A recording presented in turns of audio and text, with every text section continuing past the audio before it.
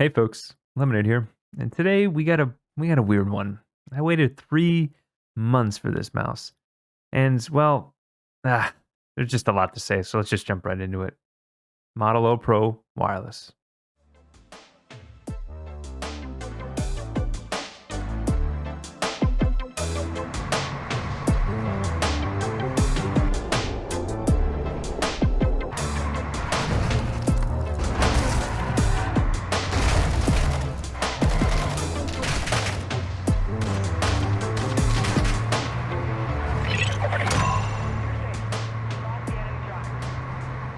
Before we jump into the specs, folks, if you decide you like this video, don't forget to sub and like it at some point. It does really help the channel a lot. Thanks. Okay, folks, let's knock out the specs before we get into the nitty-gritty. So the mouse comes equipped with the tried and true BAMP sensor based off the 3370. More on this later in the video.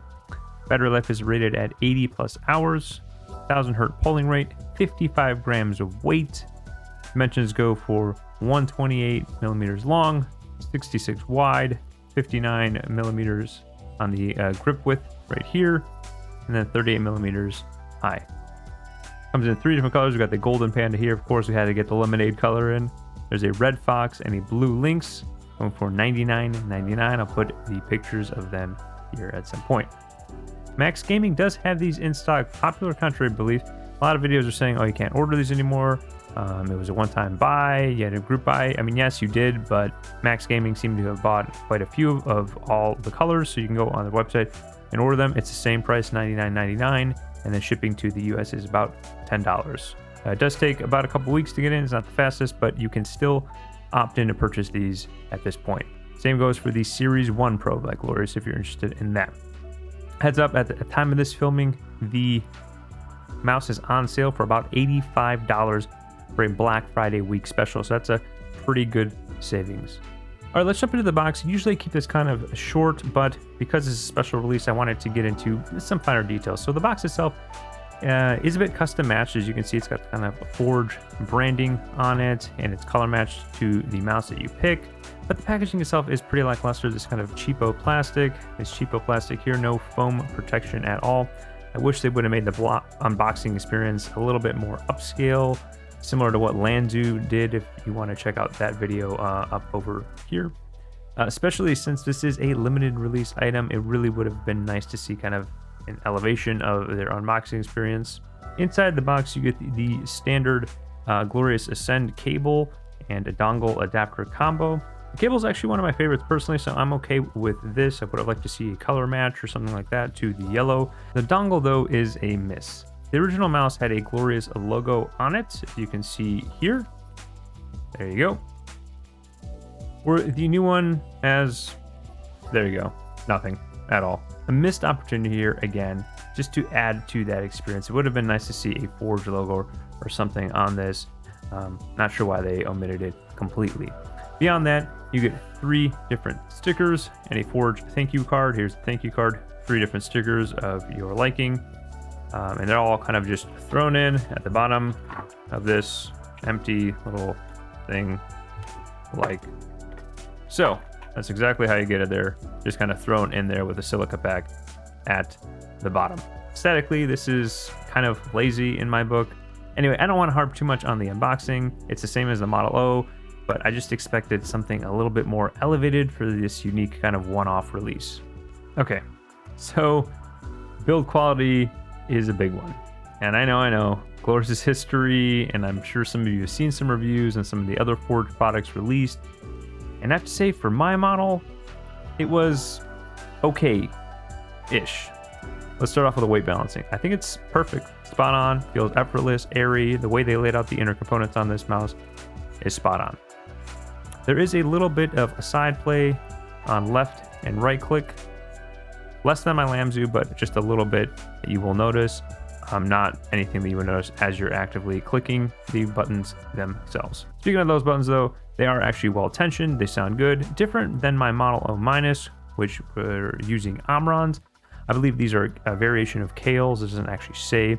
I actually prefer the sound of the Omrons. I'm kind of one of the weird ones that did like the Omron sound. It's not a deal breaker overall. No body creak or flex anywhere on this mouse. Even the bottom of the mouse feels really solid, which I thought would be a weak spot for it, but nothing. Really surprised. As much as I squeeze it, there's no accidental button clicks or anything. Now, in terms of rattle, that's a big one going around Reddit.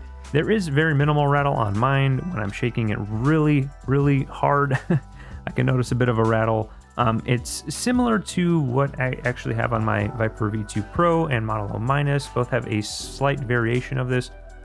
For the Model O Pro here, I did narrow it down to the right click causing the noise. If I hold down the button or just kind of lay my finger on it and then rattle the mouse around, the actual rattling noise is no more. So it's definitely something maybe slightly loosely tensioned.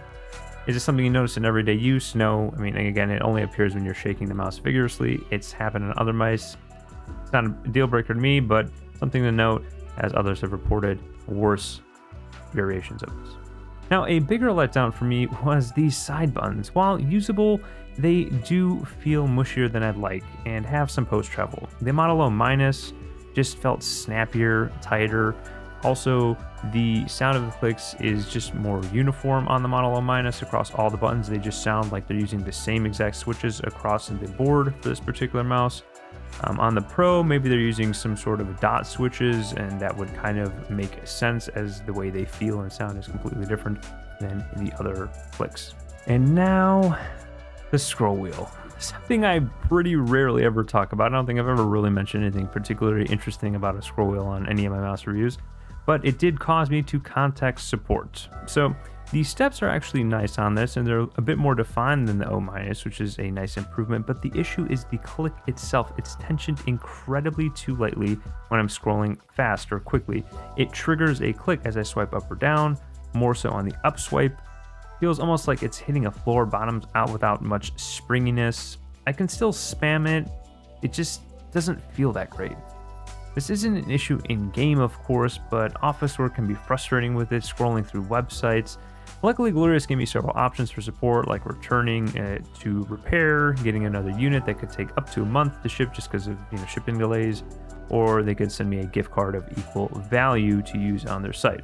Now, me personally, I ended up going with the last option so I can deal with it myself. Maybe I'll attempt to fix it and open it up. This also means, because of the gift card, I have the O2 wireless coming in for a review as well. Fingers crossed for Glorious's sake that one works out better than some of the things that we've experienced here. Okay, folks, we're just going to do a quick close-up of the mouse. I really do have to give Glorious credit here. I love the shape and look of the Model O series, and of course, the lemon yellow colorway is striking to me. I love it. I'm a sucker for it, so big props for the overall design of this. Now, like I said at the start of the video, I wanted to get into the sensor. It's using the classic Glorious BAMF sensor, a custom tuned 3370. Now, it's a perfectly good sensor. Heck, most pros still use a variation of the 3370 or even the 3360 like on the Logitech G Pro Superlight. For reference, the newest sensor available for purchase is the 3395, which you'll find on mice like the Lambzu Atlantis. You've probably heard or seen things about this mouse. I also have a review of that up here if you'd like to check it out.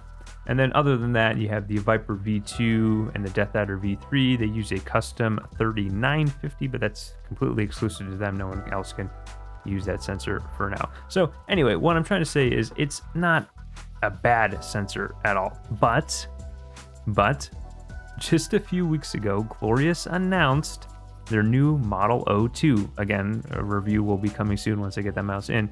That's coming in December, and it's going to be coming with a BAMF 2.0 sensor, a custom tuned 3395, which is again the one in the Lambzu. And see, this bugs me. I'm not that good of a player to notice the difference personally, but to not include your best top-of-the-line sensor in a Pro Series mouse is just a huge miss. That would have been a perfect match. These are the little decisions that Glorious has made this year that just is irking people in the community. Not that the product itself is awful, just consumers want to feel like, hey, I got the top-end specs for the next, 6 months to a year. Now, on to some better points here. The coating is actually a really nice improvement over the Model O and O minus that used a stock kind of OEM feeling plastic. As you can see, I actually had to put some grip tape on this one to make it feel better. This particular one has a nice light texturing on the surface that gives it a bit of a micro grip, similar to the Viper V2. I don't think you need grips for this, but I will be testing out some for a future video. Okay, so for comparison's sake, the closest option I have on my desk is the Viper V2, and I think it's a fair comparison. Some people will say, well, why don't you compare it to the original Model O? Well, this is really competing at that pro market, the kind of sub 60 gram weight, top tier player market, which is where the Viper is shooting for. Now, in terms of on-paper dimensions, they are nearly identical, but the O Pro being ever so slightly longer. The biggest feeling for me personally while I was using the O Pro was that it felt narrower at the front and the rear, which didn't really make sense based on dimensions, but looking at ratings.com 3D scans of both of these mice, I got confirmation of that, so let me show you. Okay, as you can see here, we have ratings.com 3D scan tool. So when they do a review of a mouse, they fully 3D scan this and upload the dimensions onto their website so you can kind of compare and do side by sides. You can see they seem pretty similar at first glance, but a subtle thing, the kind of sloping hump area is a little bit higher and just a bit more centered here, where it's a little bit lower here and the slope kind of comes down more steeply. Now, when we stack these on top of each other, this is where you can kind of see a bit of the difference. So what I was saying is that the mouse itself feels a little bit more narrower, and you can see here that the Viper is sticking out a bit more, and the Viper also feels like it fills out the back of my hand a bit more, where I was saying it feels narrower here. Not necessarily narrower, it's just this particular portion of the mouse. You can probably see it better with the solid. There we go. So again, the Viper is in green. It just comes out just a bit more than the Model O Pro, so you're getting a bit more contact at the back of your palm, and it's a bit of a more fuller feeling across the top. It's subtle, but you can actually feel the difference in hand. Now my hand size is 19.5 by 10 centimeters wide. While I think the mouse is versatile enough for really any grip, palm or fingertip really feel the best for me personally. If you use a claw grip, I would say the Viper or maybe a G Pro Superlight, or probably even better than that, the Lamzu would be a better fit for claw grip. Now, in-game performance actually felt really natural with this mouse. As I made the Viper V2, I went back and forth between both mice and never felt off or underperforming with either. If I had to give the edge, I do seem to prefer the O Pro for its overall shape lines. On the sensor and wireless tech side of things, obviously the Viper has it beat, but it's not something that translated in-game for me. And that is something you'll have to pay extra for in regards to the Viper V2 at its more premium MSRP price. Okay, so pricing and overall thoughts. Is it worth $99? Is it a fair price? Should I buy it? Well, yes-ish, but it depends on what you're looking for in a mouse. If you want to compare it to other Zowie FK shape inspired mice that are also under 60 grams of weight, that pretty much only leaves the Viper as competition, and the O Pro is significantly cheaper. On the flip side, one can argue that it's overpriced compared to something like the Lamzu or Pulsar mice, or even the Fantac Aria, but those mice focus on different shapes, and at the end of the day, shape is king. The biggest flaw boils down to, again, QC issues and the exclusion of that BAMF 2.0 sensor. If those two things were resolved, this would hands down be a recommend for me. Will I still use it? Well, shamefully, yes, because the QC issues aren't game-breaking for me, and I really do like this shape. But I'll wince a little each time I pick it up, knowing what it could have been. And on that note, all my socials are down below with any affiliate links and discount codes. If you had a good time with me today, likes and subs are always appreciated. Leave a comment down below. Let me know what your thoughts are.